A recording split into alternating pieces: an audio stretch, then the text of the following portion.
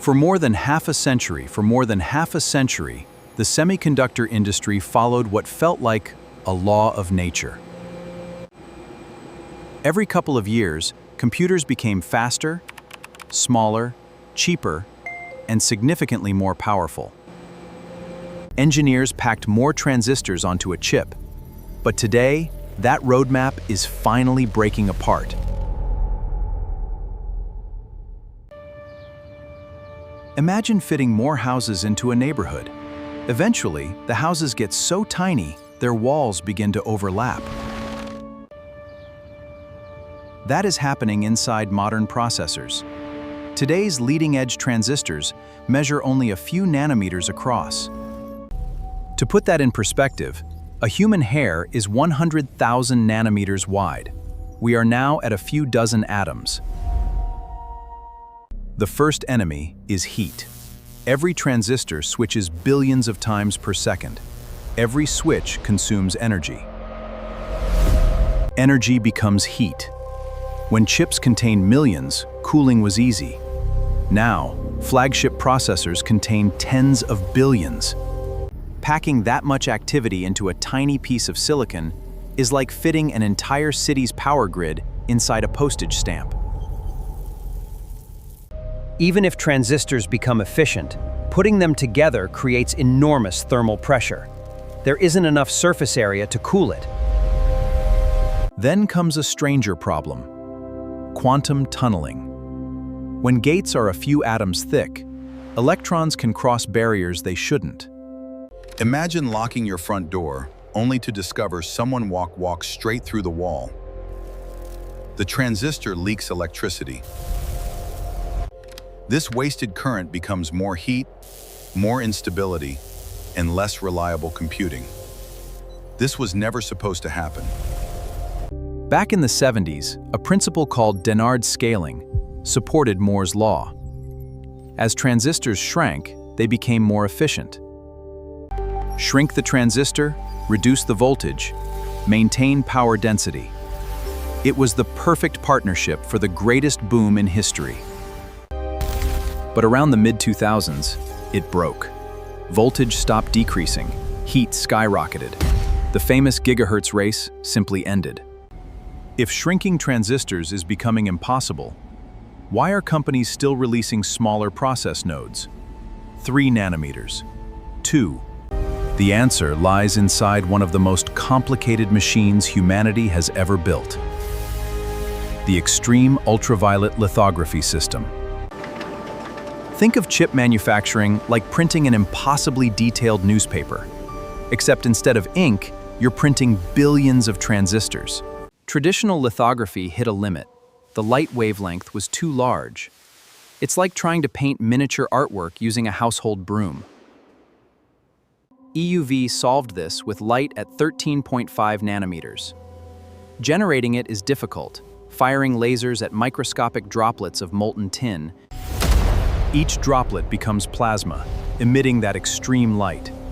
It's reflected through mirrors polished to sub-nanometer perfection. Even air can't transmit this light, it absorbs it.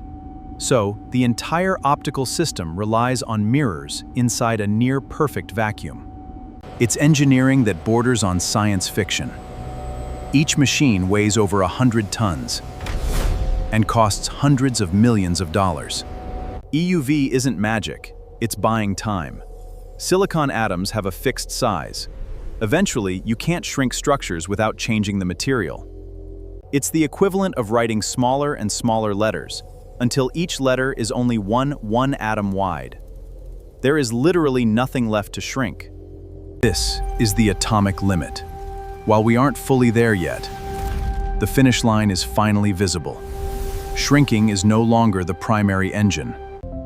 If shrinking isn't enough, what comes next? The industry's answer is simple. Instead of building smaller, build smarter. Imagine building a city from one massive concrete slab. Every road and building cast together. One crack, and the city is ruined. That's how traditional processors worked. A single, monolithic die. Powerful, but expensive, difficult to manufacture, and increasingly fragile. Chiplets change that. Instead of one enormous processor, manufacturers build several smaller chips, each optimized for a specific job. They connect them using ultra-fast interconnects. To software, it behaves like one processor, but underneath, it's a coordinated team. Think of it like replacing one gigantic factory with several specialized workshops, connected by high-speed rail. This improves yield. If one workshop changes, you don't rebuild the entire city. You swap only that section. But engineers didn't stop there. If shrinking sideways becomes difficult, why not build upward? This brings us to 3D stacking.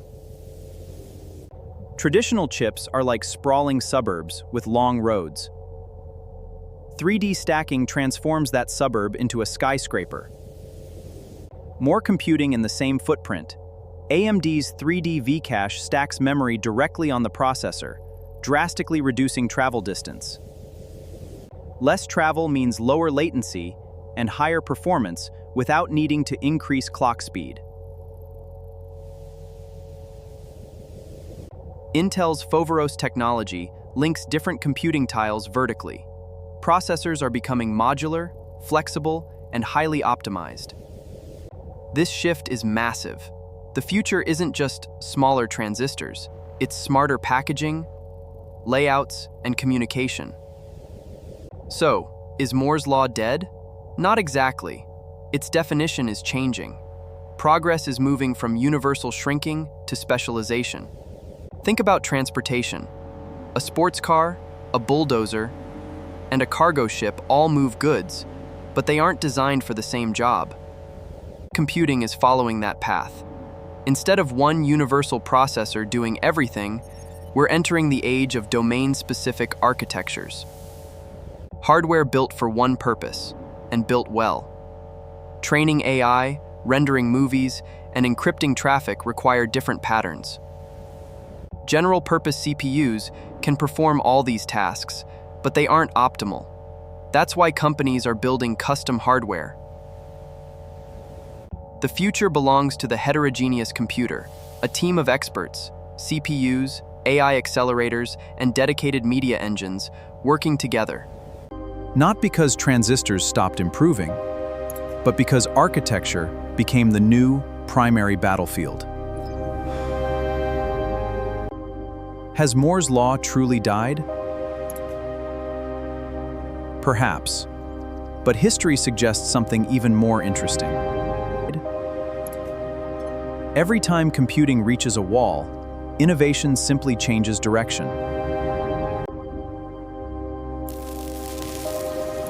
Vacuum tubes gave way to transistors. Single-core processors became multi-core.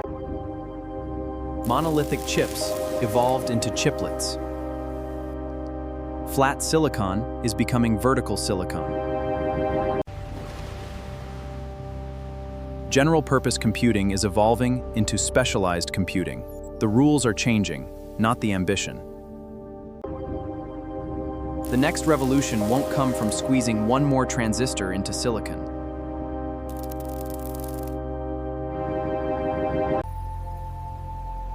It will come from rethinking what a computer is. The age of effortless scaling is over. The age of architectural creativity begins today.